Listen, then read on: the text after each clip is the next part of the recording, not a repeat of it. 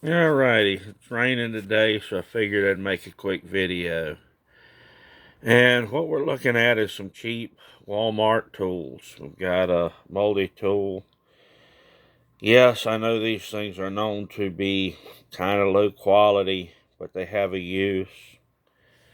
We have the orange handled folding knife, which has kind of become the rage. We've got a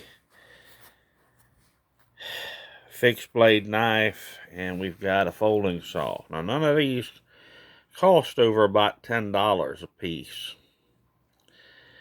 And cheap tools have a time and a place, believe it or not. People would say, well, when is that? If you're in a critical situation, don't you want the best that you can get? Well, first thing I'm going to tell you is, having used some of these tools, like the folding saw that I've used for 7, 8, 10 years, and the inexpensive multi tools, they're very capable. Particularly, if you are mainly using the multi-tool for the pliers.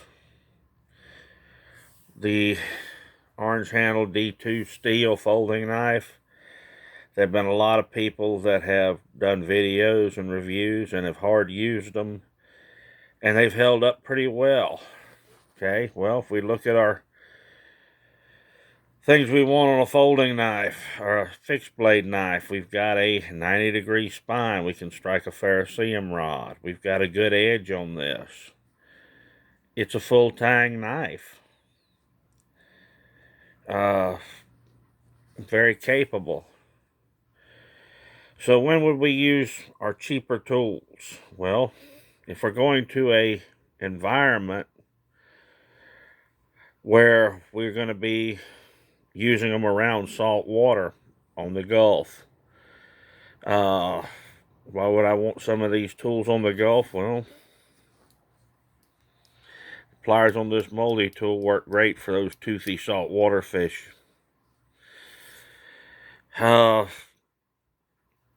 Because the salt water and that exposure will absolutely screw up a more expensive set of tools. Are these tools that I've used enough that I would feel confident using them in an emergency? Absolutely. I didn't say they weren't capable. I said they were cheap.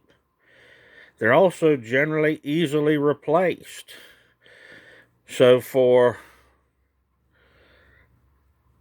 less than $40, I have a complete set of tools. Okay, I would certainly rather something happen to a $7 or $8 fixed blade knife and it get ruined by salt in the atmosphere or salt water itself than something happen to a $50 or $100 knife. Of course, it could be argued, well, a lot of times you use the SRK, which is one of the issue knives the SEALs use, and it's designed to be used in a maritime environment. Yes, that argument could be made. Have I used it in a maritime environment and around salt water? Yes. Do I really want to lose one? Do I want it messed up because of salt water? Not really.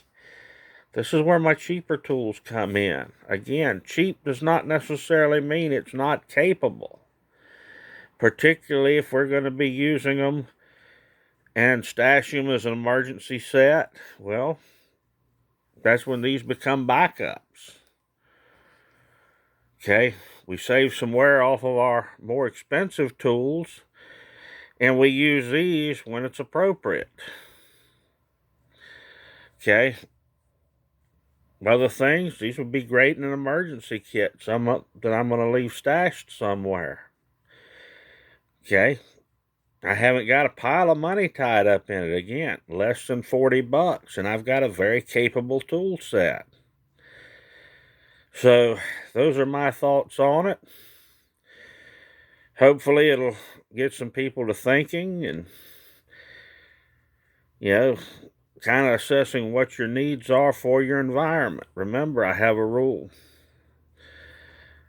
that I use, like everybody else seems to have their own 3-step rule. I base my equipment on where I'm going to be going, what I'm going to be doing, who I'm going to be doing it with. Okay? If I'm going to a harsh environment, that I may go ahead and figure these tools are going to be trashed after one trip, well, that's when I want to use these.